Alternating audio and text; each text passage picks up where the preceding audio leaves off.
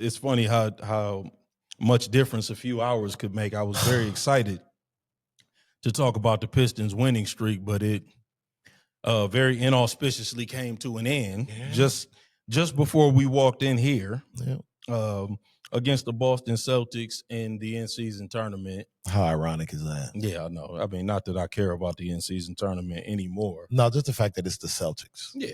It was the all teams. Celtics. Of all teams, it had to be the Celtics.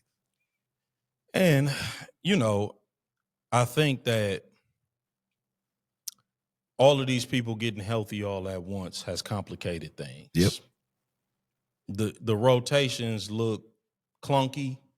They look out of whack. Like you were looking it up, Paul Reed was a DNP coach's decision tonight. Karis LeVert, for some reason, played 24 minutes. That's no disrespect to Karis LeVert, but Dennis Jenkins had 5 games where he was averaging 20 points per game, and now he's being relegated to 7 and 8 minutes per game. Like he can't get a rhythm. You taking minutes from guys who were in a nice rhythm and giving them to guys who are basically just getting back. I mean, Jaden Ivey has got to get healthy again because I like Duncan Robinson. I do. I think he keeps the floor spread. But I'm sorry, in high leverage situations, he's a net zero player because he's so bad on defense. And also, when he tries to do anything other than just spot up shoot, it don't look good. No. Like, he tried to throw a oop to Jalen Duren earlier in this game, and it was like not only did it get stolen, but then right on the other end, they went straight down to the other end, put him in pick and roll, made him the defensive matchup, and Jaylen Brown got an and one. It was like it was like a 1-man 5-point swing. Yeah.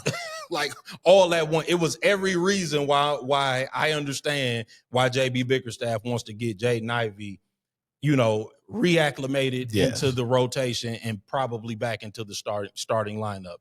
Duncan Robinson should be coming off the bench. I'm fine with him being the 7th, 8th man coming off the bench because he can keep the floor spread. I don't like Beef Stew being put back on the bench. At all. The best starting lineup is with him and Duren in the front court. Tonight, I mean, I don't want to start analyzing each Pistons game because that's just too much, but Boston's starting center was in street clothes. Jalen Duren had 12 points. Yeah. He should have been in the paint just going berserk all night. We had like 40-something paint points. I mean, we just did not go inside at all. So I don't understand what the game plan was tonight. The rotation, to me, felt like it kept everybody out of rhythm other than Cade, who, Cade is wasted a 40 ball. Yeah, I mean, and Cade is a gifted scorer. Like he's the one guy who is a gifted offensive player. So he doesn't need minutes to get a rhythm. No. He's that one special player, but everybody else does.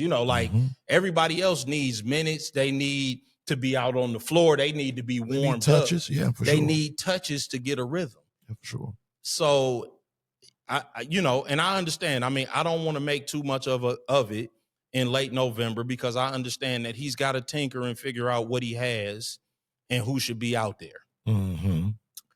But we still need to stack wins. Like Cleveland is going to get healthy. They're not going to always have 5 rotation players out. They're going to get healthy eventually. Indiana's going to get healthy. Yeah, and listen, I know we only got 3 losses, but one of them is a very lopsided loss to Cleveland at full strength. Well, they showed us what it looks like when they have full strength. So we need to stack wins. We need to get right, and we need to make sure that we keep our foot on the pedal because, we need to establish a good 9-man rotation. Mm-hmm.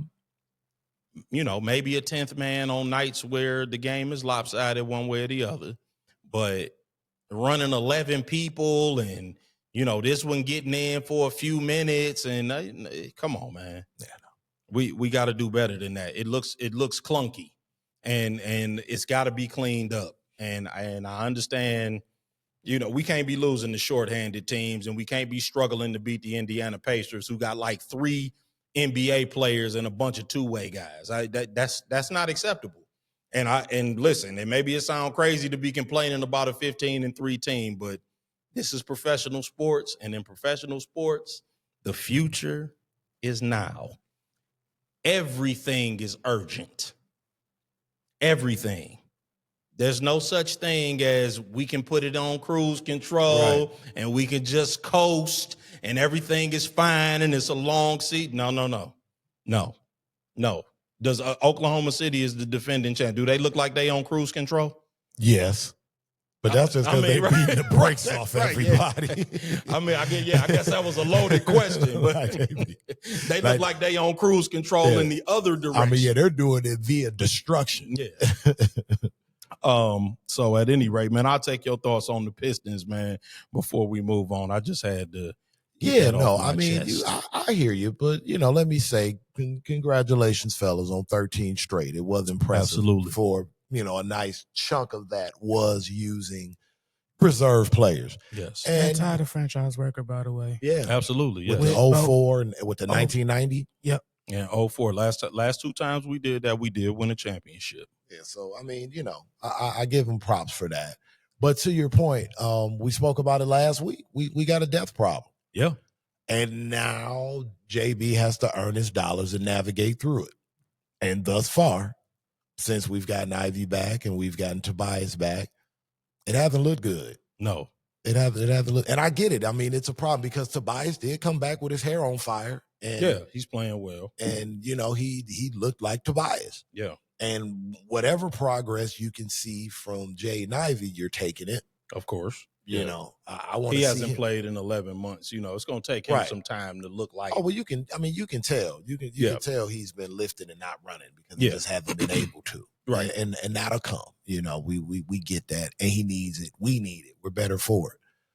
And we want to see what that final product really looks like with Apex Cade, Apex Ivey, Apex Duren playing together. Yes. And then eventually you hope, Asar catches up and, Stu continues to play his role. I don't understand why Isaiah Stewart's not in the starting lineup. I don't understand that. By defensive purposes, period, he should start. Yep. I agree. By bottom line, especially if you're going to continue to start, to your point, Duncan Robinson. Yeah. And I like Dunk. I know you be hard on Dunk, but I don't think Duncan Robinson signed that contract thinking he was going to start for the Pistons. No. and I don't mean to marginalize Duncan Robinson. That certainly is not my intention. I say what I say about Duncan Robinson because he can't be your starting shooting guard. Right. It's Tim Hardaway Jr. Oh, I agree. All over again on steroids. No, I agree with you. That's the I agree with you. No, we're definitely better where he's, like you say, a 7th, 8th guy. You put him down in the rotation where he can come and keep the floor spread.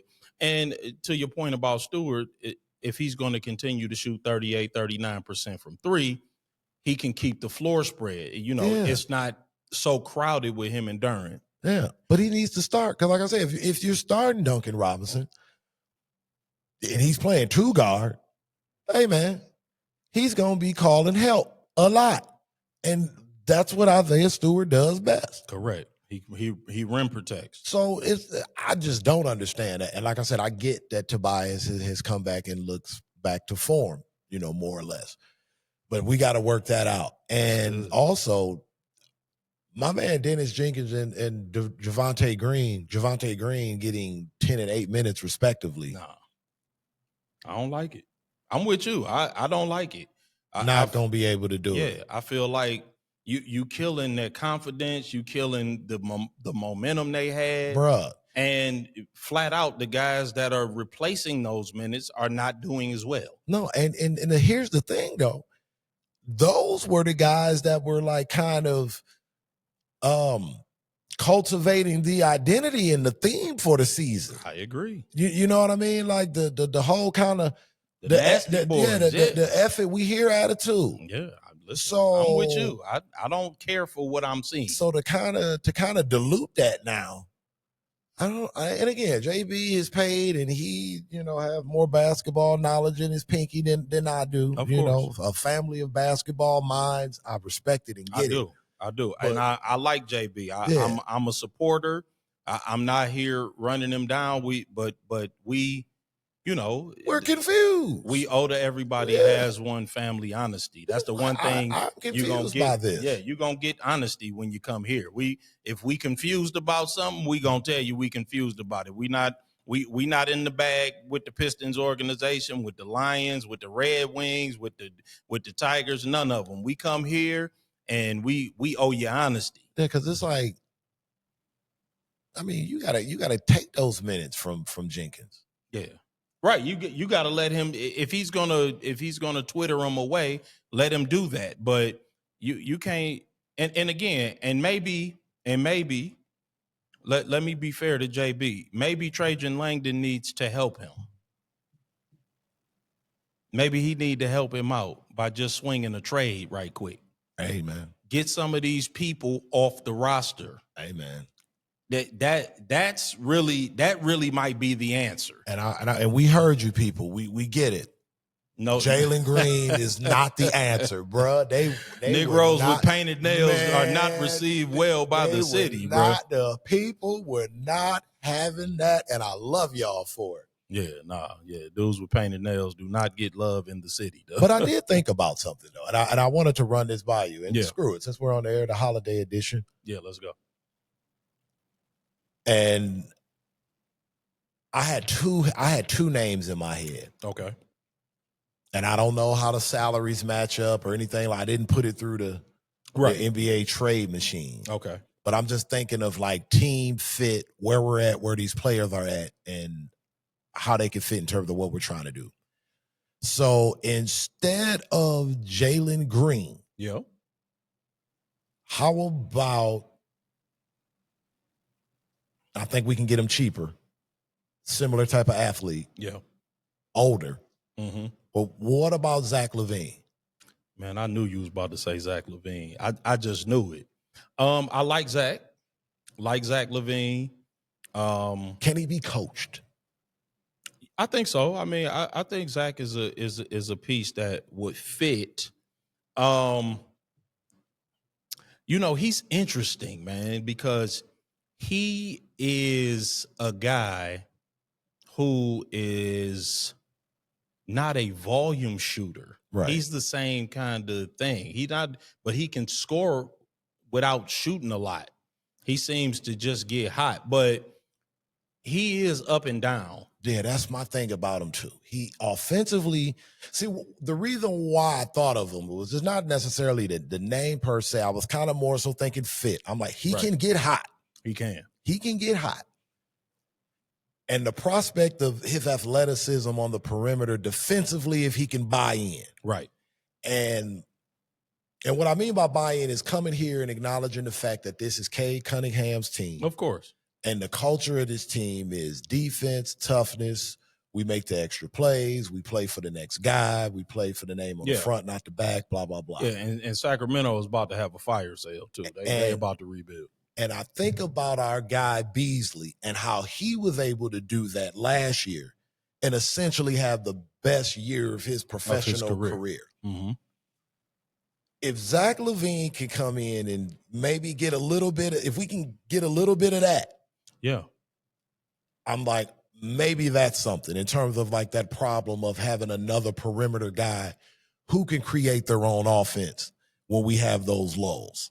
Yeah, no, I'm not opposed to that. I wouldn't be opposed to giving up Tobias, Sasser, and your favorite player, Ron Holland. The Adventures of Ron Holland II. and maybe bringing in a Zach LaVine. I'm just trying to figure out like where he would fit, right? In terms of what we gonna do with Jaden Ivey.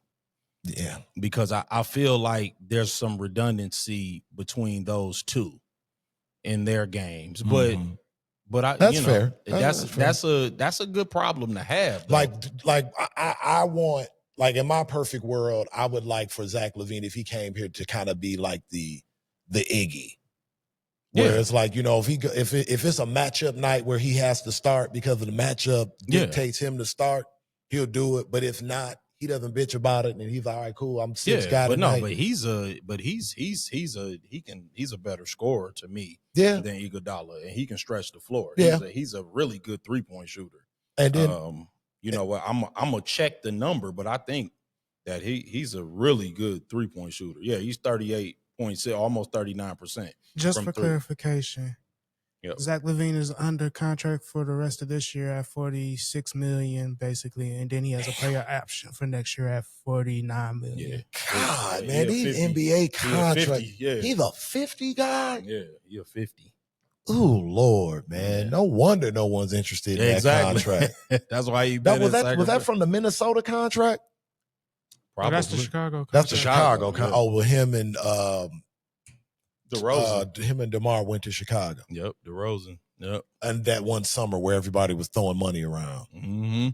Man, yeah, that's not a 50, the 46 and 49.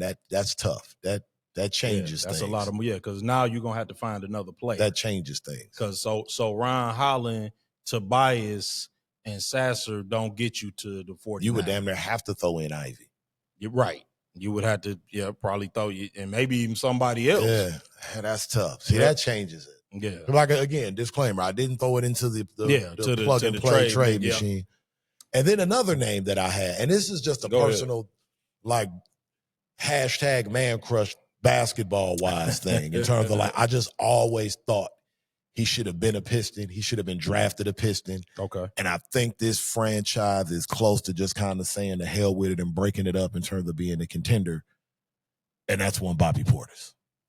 Oh, I mean, I love Bobby Portis. I think Giannis is going to make a decision here in the next couple of weeks in terms of whether he's going to sink or swim with the Bucks. And if it goes the other way and they start fire selling, I want to get a hold of Bobby Portis because I think Bobby Portis with a young Jalen Duren in his ear with Stu come playoff time. Right. Now you've got a level of toughness playoff time. And Bobby Portis can get you 20 points in a playoff game. No doubt. And he's a defender, he's a rebounder, and the dude just got East Side written all over. I mean, listen, bro, we gonna need a GoFundMe for the technical foul. And I will gladly contribute to it. That technical foul fund GoFundMe will be sponsored by Claremont. Yeah, no doubt. I'm here for it. So with Bobby Portis, he's on a 3-year contract, $43.5 million, player option in the 3rd year. Okay, it's 43.5 per, or that's no, that's the total. That's the total. Oh yeah, 13.4 in the first this year, 14.5 next year, and then the player option 16. Swing my doors, dog. That's Ron Holland and Marcus Sasser, dog. Right. Man,